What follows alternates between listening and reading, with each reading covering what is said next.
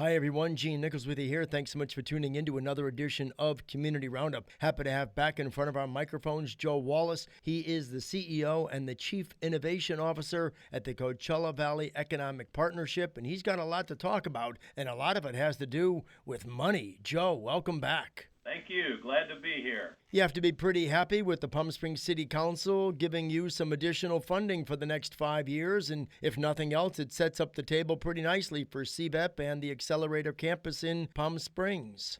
Yes, it does. And it's the first time, to my knowledge, in the history of CVEP that there's been a written, codified 5-year agreement for this kind of a level of support. So they're supporting us several ways. One is general support for our day-to-day operations, the things that it takes to keep any kind of an operation moving forward. That has moved from $113,000 a year to $125,000 a year. The iHub management agreement, which we've got 7 years of experience under our belt now. We've had 64 startup companies, and our accelerator campus is full for the first time, 43,000 square feet of manufacturing space being utilized, and recognizing the value of the things that we've brought, they have increased that to $200,000 per year. So that's times 5. That's $1 million commitment for our management contract for the iHub and the Accelerator campus. And furthermore, whenever we were putting together the Accelerator campus, the City of Palm Springs, through the Measure J Commission, authorized $1 million for us to improve some vacated buildings on the back of the airport that used to be part of the Palm Springs Unified School District. It's now our Accelerator campus where our companies go to manufacture. We were able to go out and raise an additional $900,000, largely from the Desert Healthcare District and Wells Fargo Bank. Those dollars were used to improve the buildings that the City of Palm Springs owns.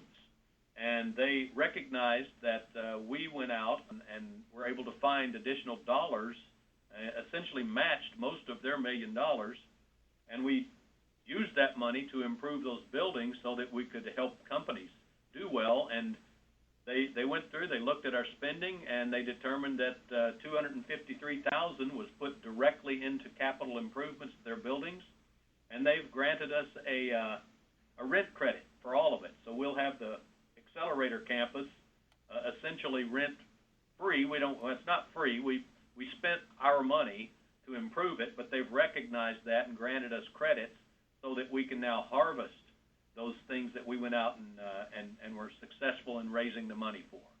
It's going to make our program a whole lot more sustainable, and we can dig our heels in and go out and help people create jobs and create wealth in the Coachella Valley, and that's what we're here for. We're here to help the economy, to diversify the economy, and to bring in tech, which are these are living wage jobs that we're creating over there.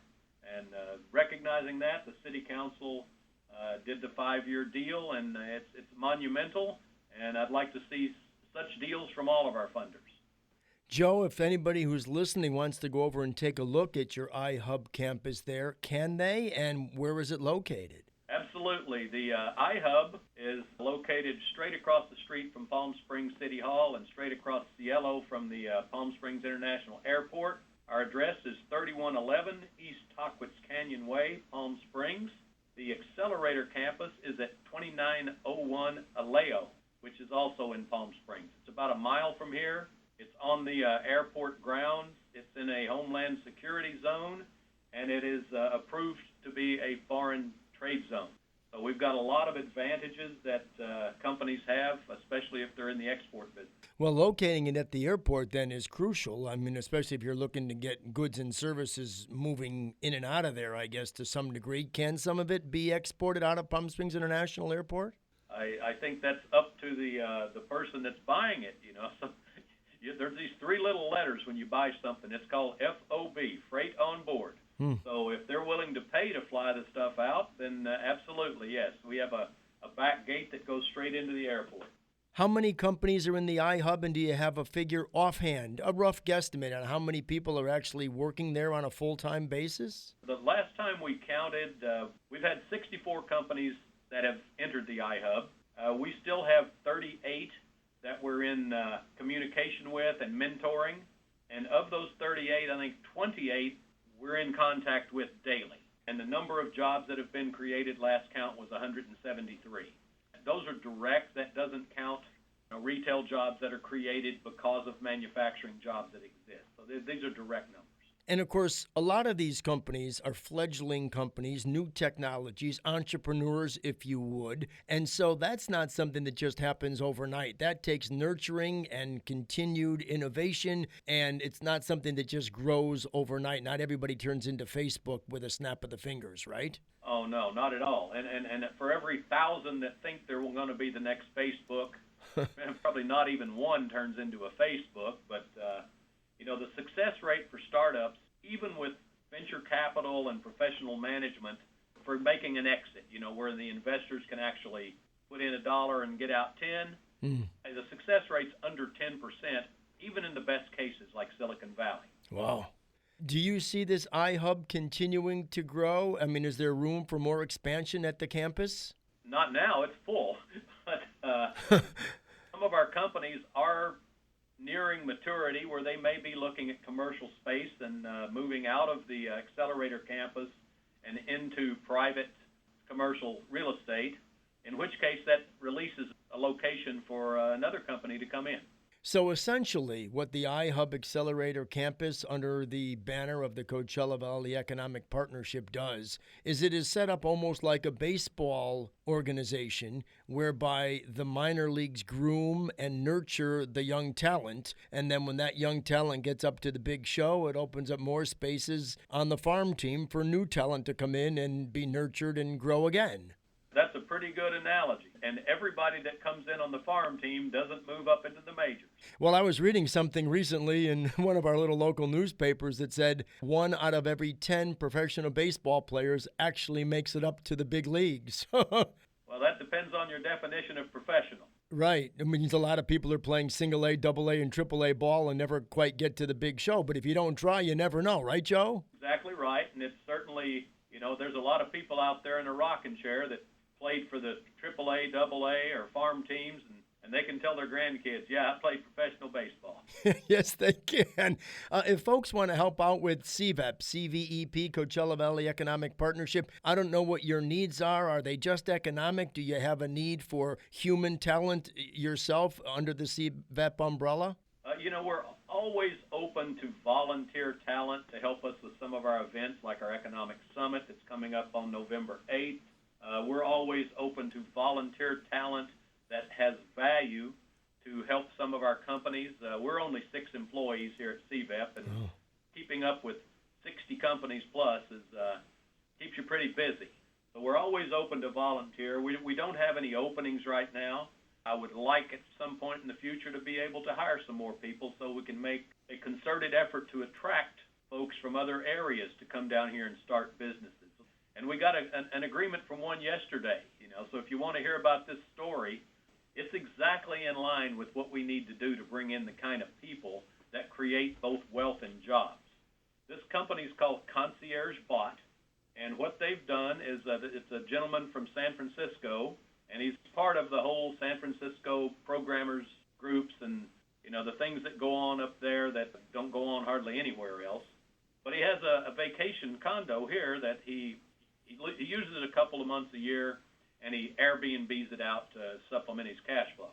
He's developed an app that works on a phone that he can use to manage his property as though it was a hotel room. So if somebody's in his property and they want to get late checkout, for instance, they don't have to call him.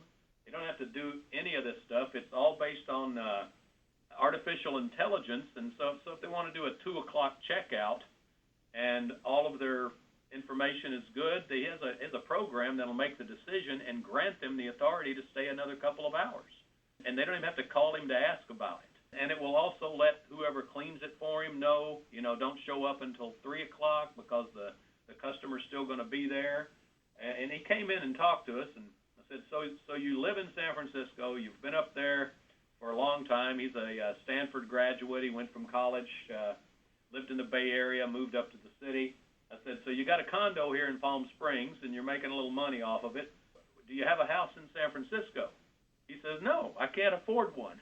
I was thinking the same thing. I said, I bet you he doesn't own anything in the Bay Area because few people can. This is a successful tech entrepreneur. Well, maybe if you have your headquarters in Palm Springs for Concierge Bot, you can come down here and, you can still rent out this condo if you like, but you can buy a pretty nice house here for under $500,000. And you can buy a really, really nice one if you're up to $1 million. And then what can you get in San Francisco for $1 million? The guy has a personality on him. He says a boxcar, like a train. Yeah, pretty much. And, Joe, I would venture to say, though, if he does have a little place in Palm Springs now, he certainly would want to rent it out during these dog days of summer months, and so he might be spending the summer in a much cooler enclave than either of us. Well, he was in the enclave called the CVEP offices yesterday. So if he's down here enjoying the heat. I'm just saying, if he's smart, he'll fly out tomorrow. His program actually works in German, too, because the German people, for some reason, like it 120 degrees. We'll be full of them here soon. And, so he's had some Germans renting out his place. So he already has a language translator into his product. This kind of a business, to bring them in, they can service and be providers to our entire hospitality industry, because anything that he's doing for a single condominium or others would, a hotel would jump at the chance to have the same technology. Sure could. Joe, how can people contact Coachella Valley Economic Partnership right across from City Hall in Palm Springs? You have a website and a phone number, I'm sure. I do. Phone is 760-340-1575, and the website is www.cvep.com. Congratulations on the city of Palm Springs stepping up and giving you folks a big hand over the next 5 years. Gives you some nice stable footing to proceed and grow and expand and do what you're doing, which is getting this entrepreneurial economy of ours in full gear and providing, as you say, some great jobs with some very livable wages in the Coachella Valley. We appreciate your efforts in doing that and keeping it going. All right. We're a happy workplace. We enjoy what we do. And we're just grateful for the opportunity to continue doing it with confidence. And that you are. That's Joe Wallace, Coachella Valley Economic Partnership, CEO and Chief Innovation Officer. Joe, always great to talk with you. Thanks so much. We'll chat again. All right. Bye-bye, Gene. Bye-bye. You have a great day. You too. I'm Gene Nichols. This is Community Roundup.